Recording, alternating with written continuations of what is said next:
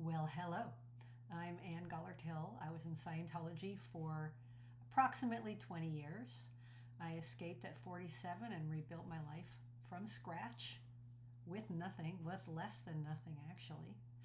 And this is my story. So I thought I'd share the whole sordid tale.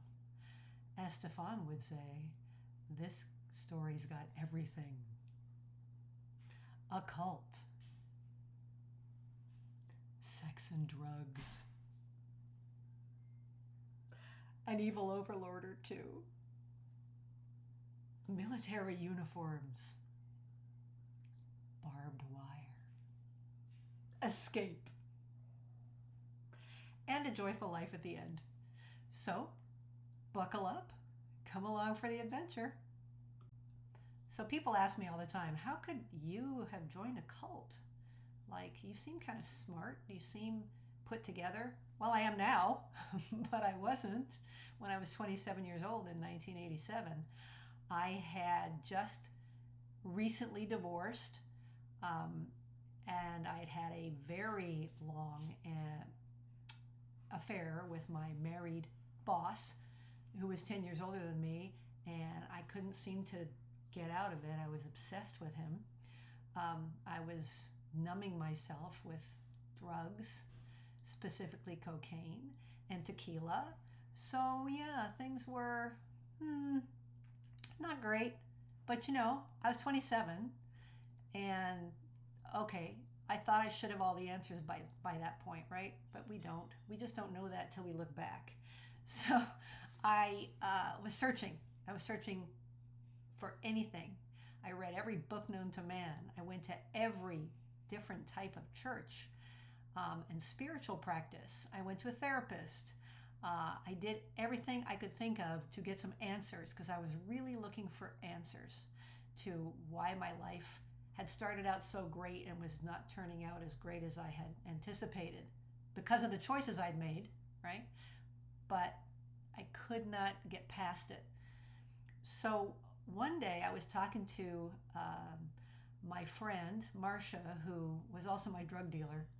Whole other story. We were at a Super Bowl party, and I was just, for some reason, I just had this overwhelming feeling of, what the hell am I doing with my life? And I walked into the back room and I started crying, and she followed me in and she said, what's going on? And I said, I don't know. I feel like I have no direction. I don't know what is happening, and I've tried everything. And she said, listen, I know somebody who might be able to help you. Now, the interesting thing is, Marcia was not a Scientologist, never was. And this person that she referred me to was, but didn't tell me she was. She was a life coach, right, at the time. This was 1987, so life coaches were still relatively new.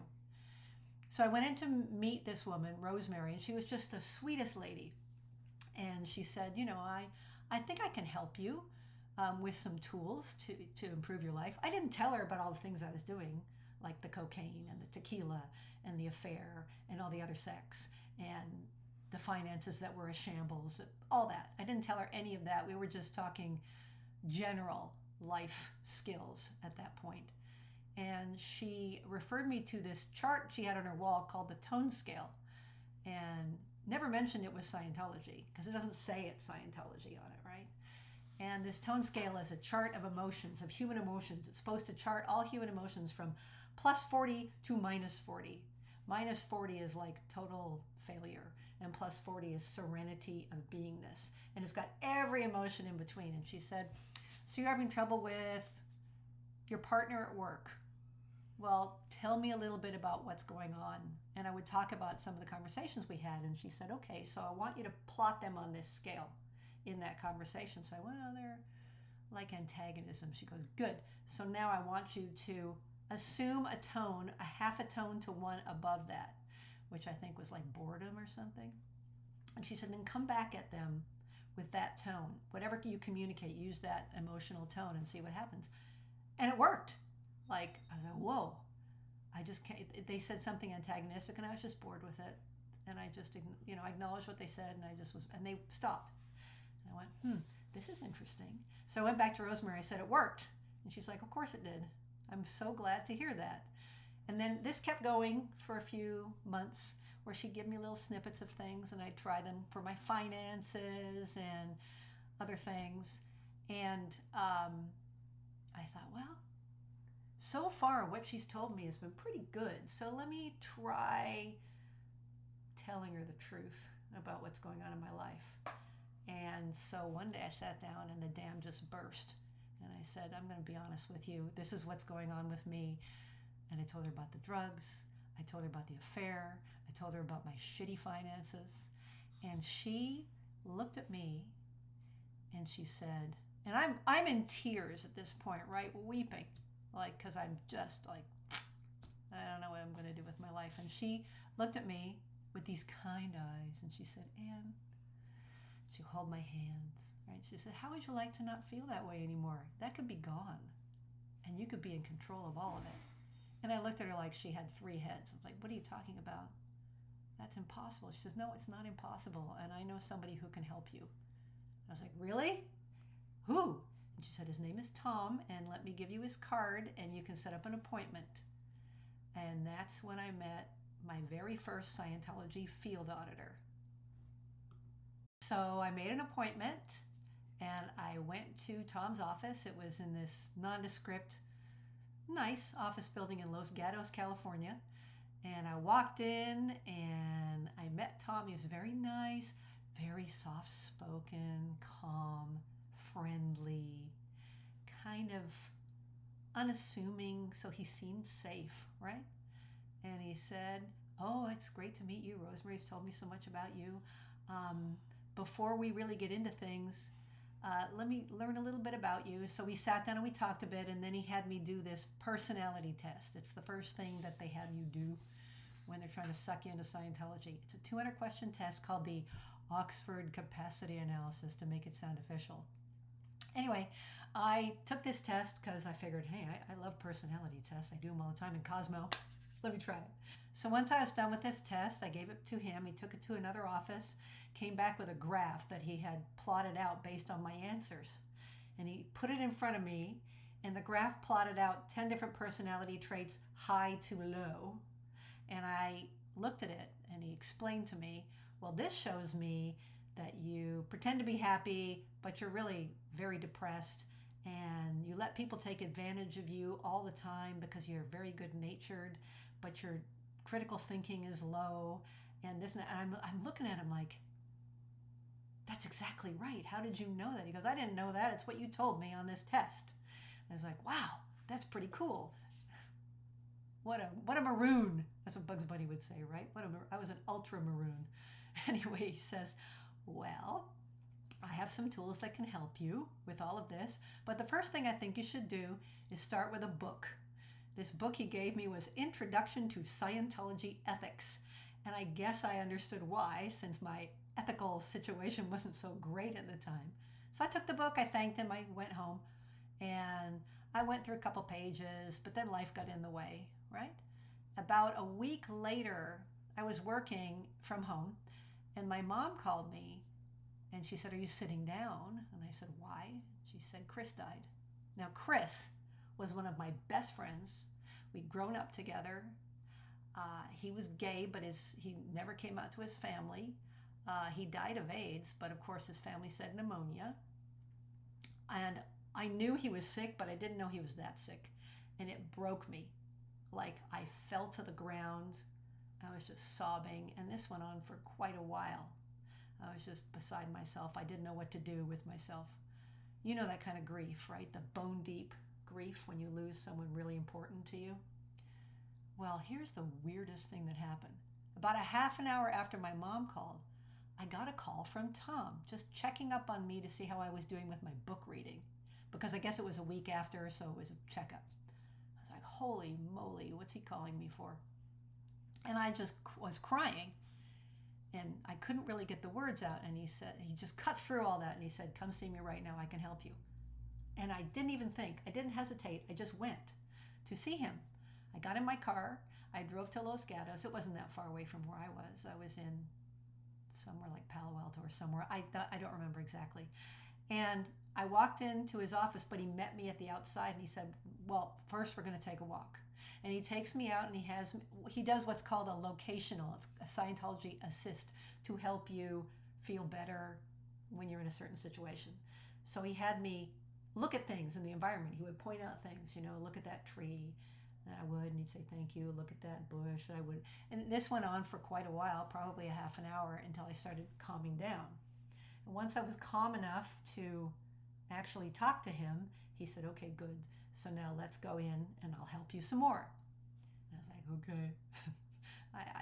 I just wanted help at that point. I just didn't want to feel that way anymore.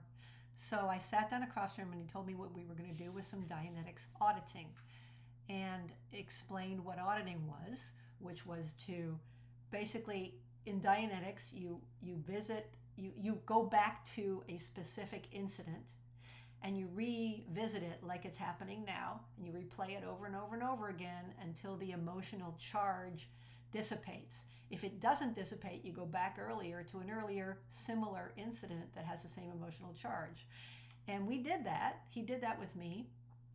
And we went all the way back to this incident when I was a little tiny baby girl and my first dog died, Ricky. He wasn't my dog, he was our dog, but I loved him so much.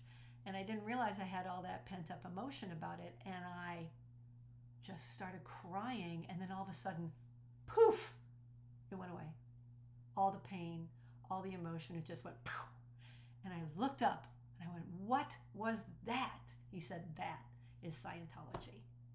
So imagine how that felt. So after that, I was pretty interested in this stuff. And he pointed out something on his wall called The Bridge to Total Freedom. And I was like, ooh, that sounds good. I want that. He goes, you can have that. Of course he did. And how, you ask?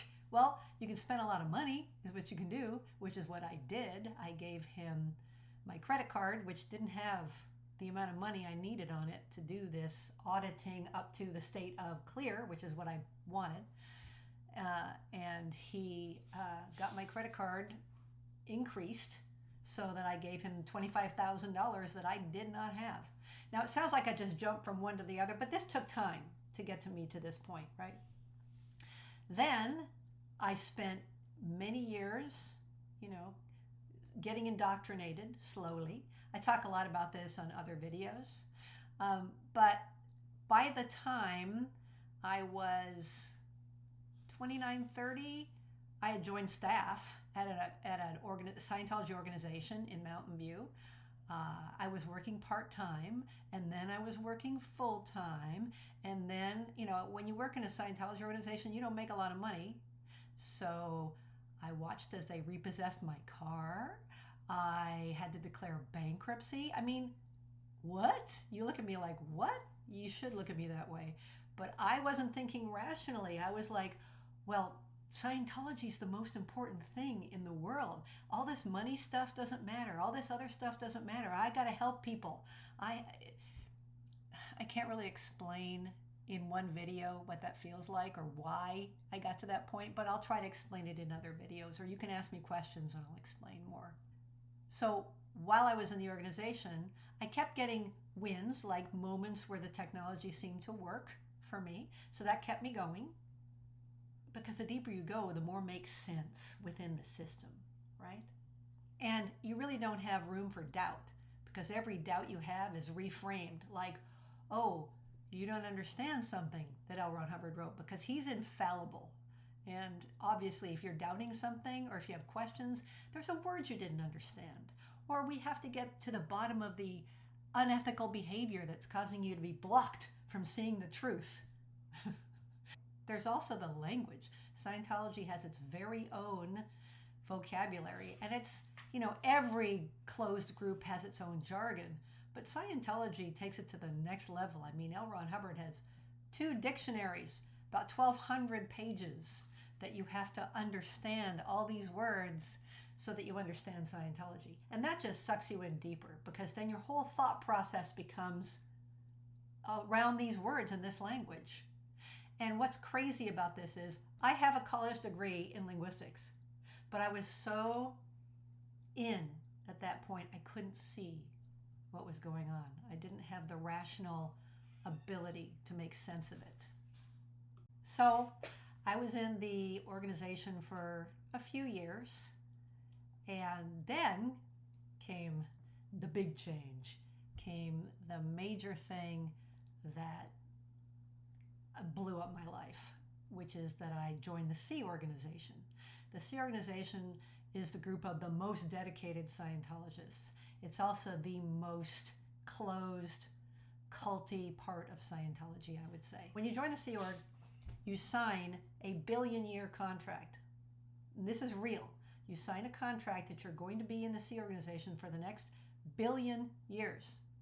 So basically, you can die, and then you get a 21-year leave of absence, and then you got to come back and report for duty. So just FYI, I've never seen anybody do that, but I didn't know at the time. I was, okay, I'm going to join. And the reason I joined the Sea organization is because I met a guy, again, a guy, getting me into all this trouble, right? So I met this guy. He had come into our organization as what's called the flag representative. His name was Andrew. And a flag representative, basically they report back to international management about how your organization's doing and if you're following the policies correctly, etc.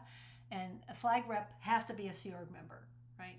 So they come in and they're the only Sea Org member in the organization. And he and I, we just hit it off. And I kind of liked him and he liked me, and we wanted to get together, but we couldn't because you can't marry outside of the Sea organization. And you certainly can't have a relationship. You can't have sex. Oh, no, no, no.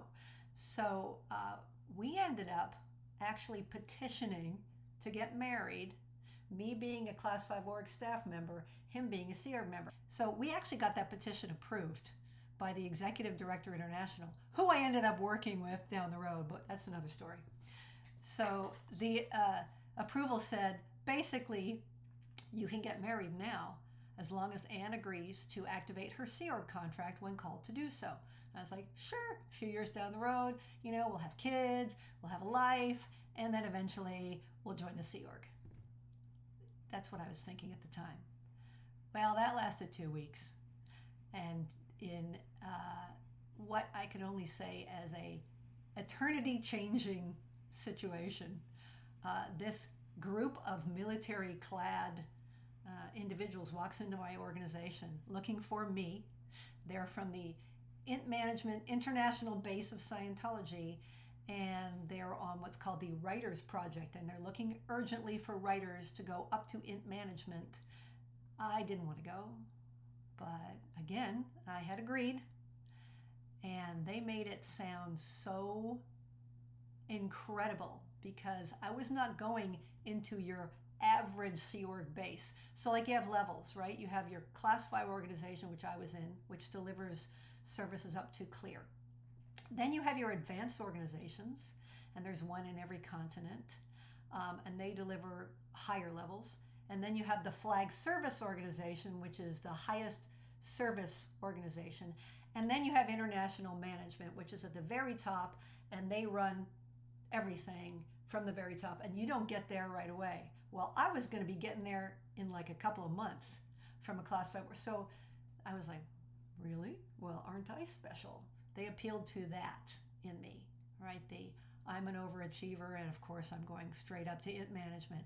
And you also have to understand that INT Management, International Scientology Management, to the lay Scientologist is like, oh, I'm going to be going up to the most incredible, perfect, follows the policies perfectly. Everybody's happy. Everybody's doing their work. Everybody, they have no problems. Everything's great, because that's how it is made to seem.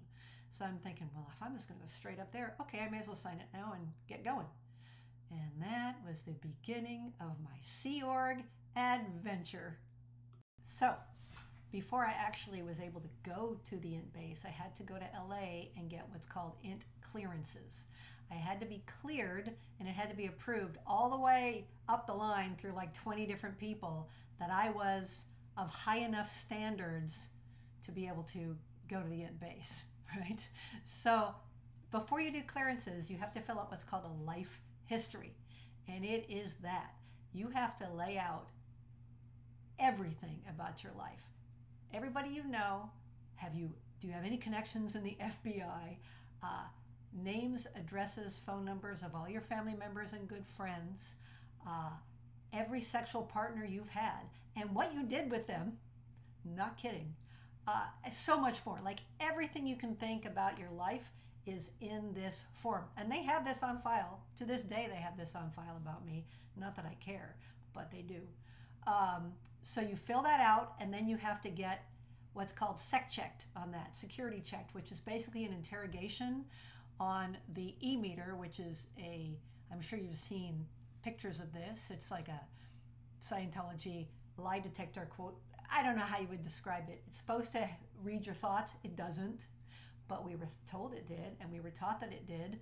And so you have to sit and be interrogated with this meter saying, okay, so tell me about this particular incident with this guy. You can't remember his name and the one night stand you had, and what did you do? I'm like, but we got through it all. I eventually got approved.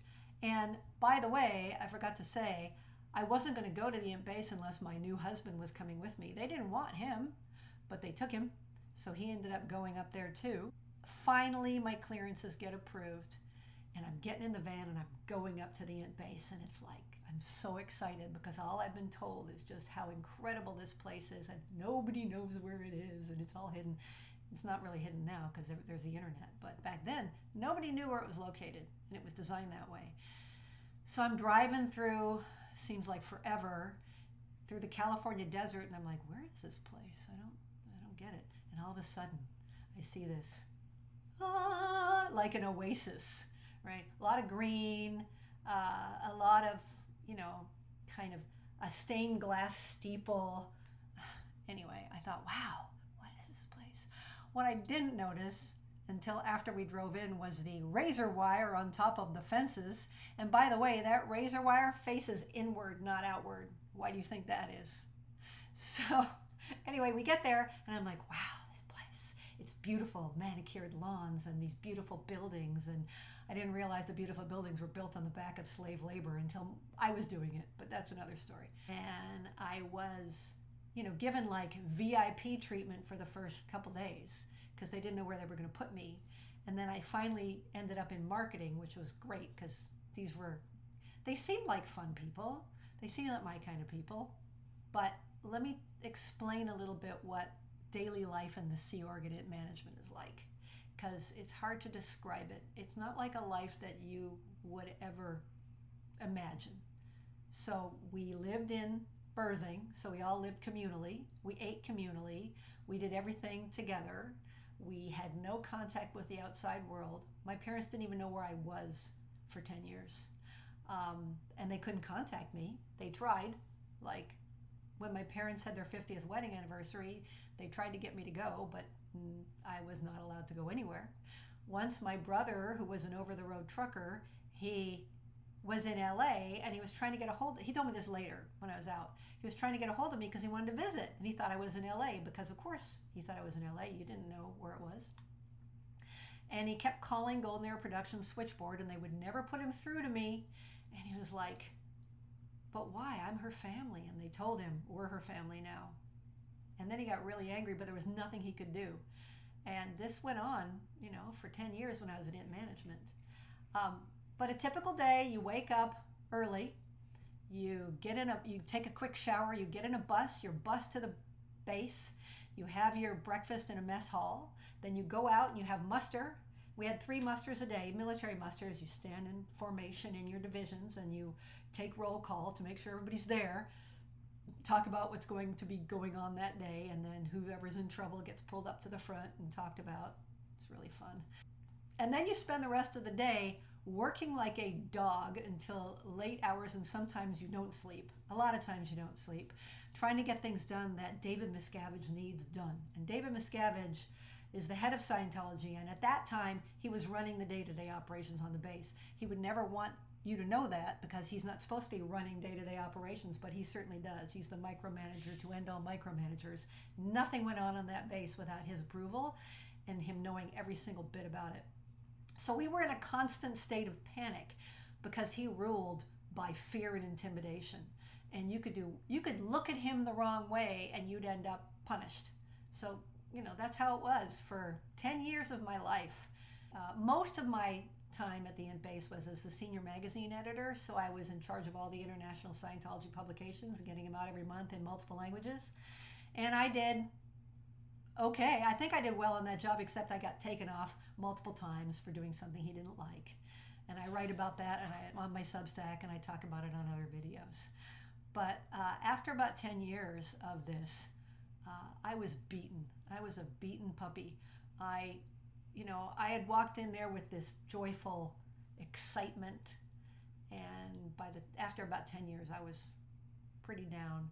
And the effect this has on your thinking and your attitude, like you stop thinking. You just are reacting and acting and trying to get through a day and being told that if you don't, then you're suppressing Scientology, because at the level we were, every little action we took would have massive effects on the planet, this kind of thing. So there's a lot of pressure, constant state of panic. You didn't know when you were going to be called into Miscavige's office or into the conference room where he could berate you. That happened a lot. So yeah, that went on for quite some time until 2003, when David Miscavige had a team of us go to the Flag Service Organization in Clearwater to do a project for him.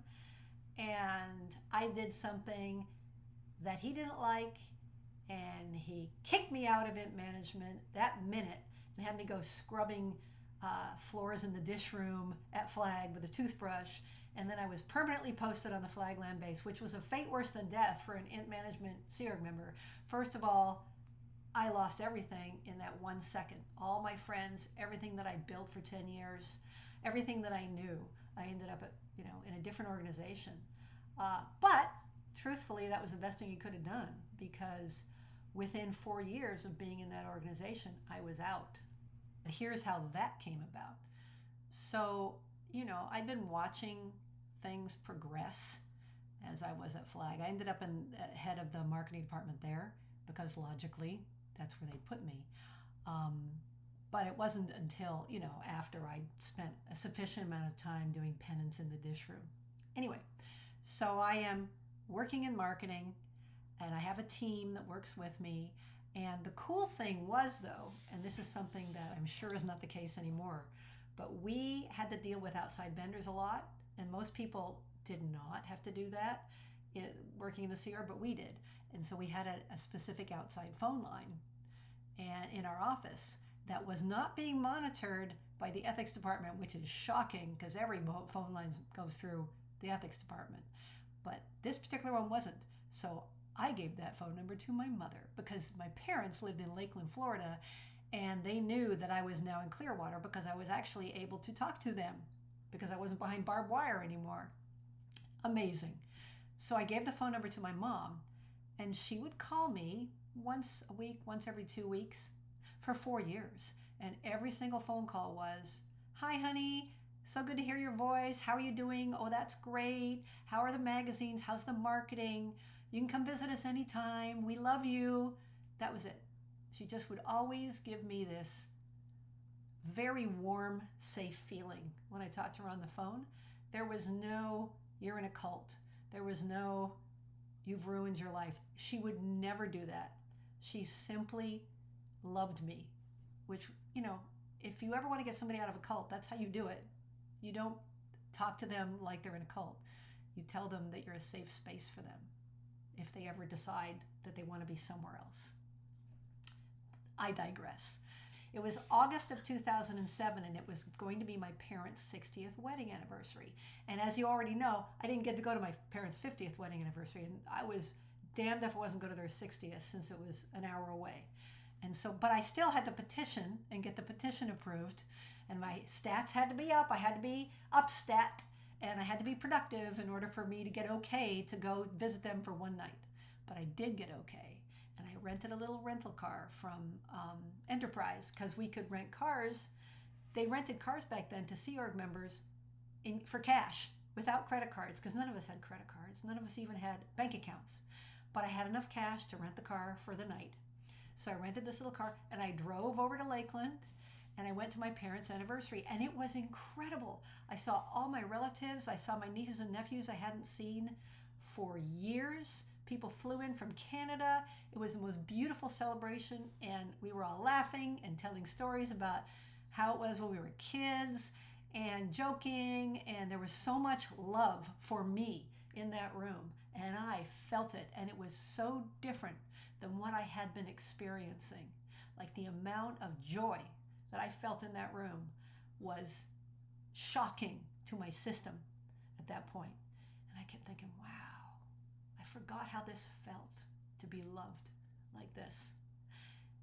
But I didn't stay there, right? I still went back. I went back the next morning because my brother, the over-the-road trucker I told you about, and my sister-in-law were staying at the Holiday Inn because they didn't live there. And they said, just stay with us in our room. We got 2 beds and you can stay overnight and then you can go back the next morning. I was like, nobody will know. I'll be there for morning muster. That sounds good. So as I'm driving back the next morning, I'm rejuvenated. I had a great night's sleep. I saw my family.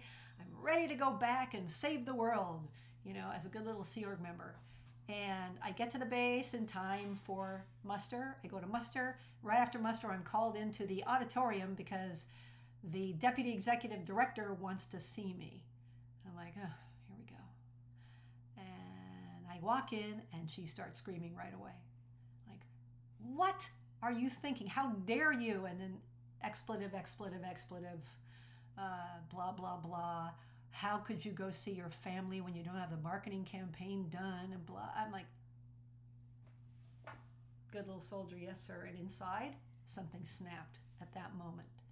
It just went, nope, I'm done with this. But I didn't tell her that because you can't, because I'd been thrown onto the, manual labor. So I said nothing. I just said, yes, sir, I'll go get the marketing campaign done. I went back to my office, told my staff that this was my problem, not theirs, and they were to go home at 10 o'clock, 10:30, something like that, at night, which was early, right? And I stayed. I said, I'll stay to get the campaign done, and I'll see you in the morning.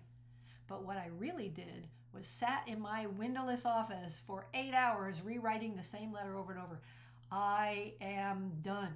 You can label me suppressive. You can say that I'm the cause for all of this. I do not care. Do not follow me. I mean, I knew they were going to follow me, but so at 8 o'clock in the morning, once I realized I had to get the hell out of there or they'd come after me because they'd know I was missing at muster, I printed out the letter, left it on my desk, walked out the back door with my purse and my uniform, and I got in the car because I still had it. I still had the rental car from the night before because I hadn't turned it back in yet, right? And I drove straight to Lakeland, and I was scared. I was freaked out, and I kept looking in the rearview mirror because I knew they were following me. I knew they'd find out soon enough and they'd follow me. Why would they follow me? Well, I worked on the Imp base for 10 years. I worked with David Miscavige. I know a lot, and they did not want that to get out. So I knew they were going to come after me. So I knew I couldn't go to my mom's house because they knew where she lived, mom and dad. Couldn't go to my younger brother's house, who also lived in Lakeland, because they knew where he lived, because, life history, remember? So I ended up going to the hotel. I thought, okay, Holiday Inn. I'm sure they're there. And then I drive into the parking lot, and my brother's pickup truck is missing. It's gone. I'm like, oh, God, what have I done? How am I going to do this? But I went, okay, I'm just going to go up to the hotel room and see if anybody's still there. I went up to the hotel room, knocked on the door. My sister-in-law opens the door and looks at me like, what are you doing here? And I just start crying. And I said, I'm done. I left. I'm not going back. She grabs me and yanks me into the room, shuts the door. And my brother wasn't there. And I'm like, well, I really need to talk to Al. And she said, well, he's on the phone with me, hands me the phone. And he goes, baby sister, you're done? Really? And I said, yeah. And he goes, you're coming with me. I was like, what? He got okay for me to go with him in his 18-wheeler across the country for 2 weeks so that they could not come after me. And I have lots of stories about this that I write about. It's on my Substack. I write about it more in the book I'm writing. But he saved me, man. I mean, they couldn't find me. They did end up parked in front of my parents' house, parked in front of my brother's house, looking for me, but I never showed back up. So they gave up after a couple weeks. And that, I thought that was going to be the hardest part of my experience. It was just the beginning. So I've escaped, right? I'm free. Yay. I didn't feel free. You might be physically free, but mentally and emotionally, it takes a lot longer to get through all of that. I mean, I was under serious control, mind control, I guess you could call it, brainwashing, whatever you want to call it, for 20 years. So digging yourself out of that is not easy. When I first got out, I was at my parents' house.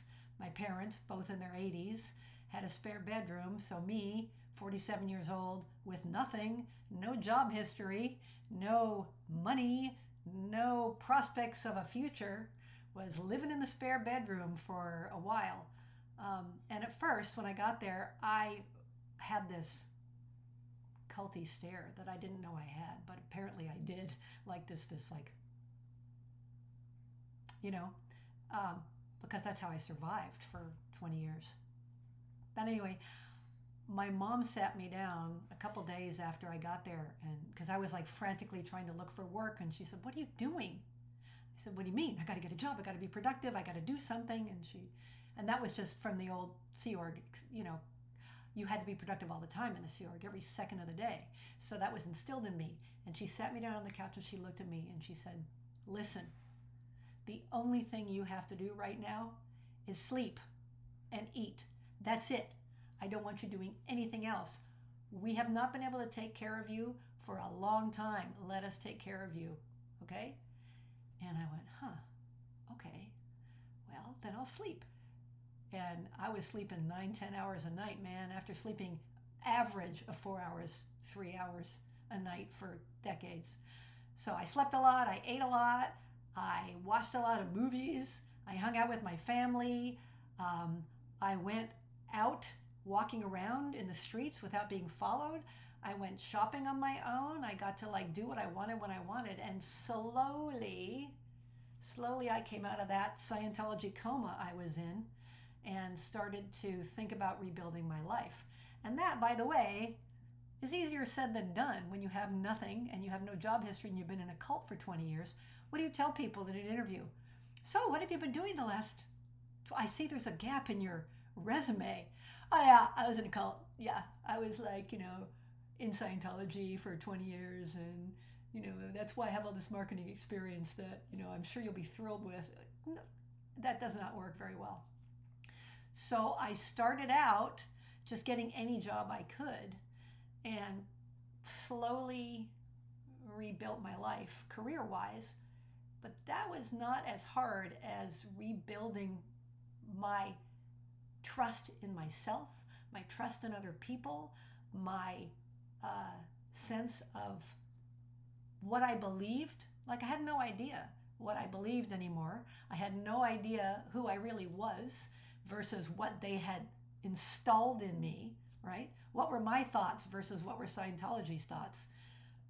Anyway, it took a long time before I could trust anyone again. And it took me 12 years before I even started writing about my story. Nobody in my life knew about Scientology at all. None of my new friends, nobody I worked with, except my husband, because when I met him 2 years after I got out, and I was still reeling, and I was recovering, and I was also menopausal, and he loved me anyway, and he got me through so much. He was always there for me, so supportive. He taught me what it's like to put your faith in someone and have it be rewarded. He's never been anything but supportive of me. He is my hero. He's my angel. He's one of the main reasons why I'm doing so well right now. I mean, besides all the work I did, but he was always there. And over the past, 18 years, I've been out almost as long as I was in. And it's only now that I'm able to talk about it to you, put myself out there. I was so scared of what might happen. I did not have enough personal strength and stability to be able to talk. And I spent a lot of time building that back up. And I write a lot about it in my book because it's not something I can explain here, like how you take your life from nothing, step by step by step, to where it is now. I mean, there were a lot of failures and a lot of pain and a lot of depression, a lot of day drinking. I mean, there was just a lot that I had to get through, but I did. And I'm not saying I'm all better. I mean, I'm going to be dealing with this for the rest of my life, but I'm in a really good position now. And I think the main thing that I want to tell you is that no matter what you think you've done, no matter what mistake you think you've made in your life, no matter how much you think you've ruined your life, you have not. I am absolute living proof that you haven't. I started over at 47. I'm 65 now, and I still feel like my life is just beginning. I have a beautiful family. I have 8 incredible grandchildren that all call me Granny Annie. I mean, come on, what could be better? So that's my story in a nutshell. It's not everything, but I do go deeper into the indoctrination and the escape. There's videos on this channel about that. And I am happy to answer any questions that you have about my Scientology experience. And also, any questions you have about how you rebuild your life from less than nothing to having a beautiful life. How do you get past the internal stuff? Because that's the stuff you have to deal with, is what's going on inside of you. The shame, the fear, the guilt, the doubt, all of that. How do you get past that? I'm happy to answer whatever questions you have. And I have a book coming out. When it's coming out is still, in the works. But it's called Joy Without Apology. That's the title right now, because that's how I feel. I am joyful. I'm unapologetically joyful. And I have earned this joy, and I deserve this joy. And so do you. And I can't wait to talk to you in the next video.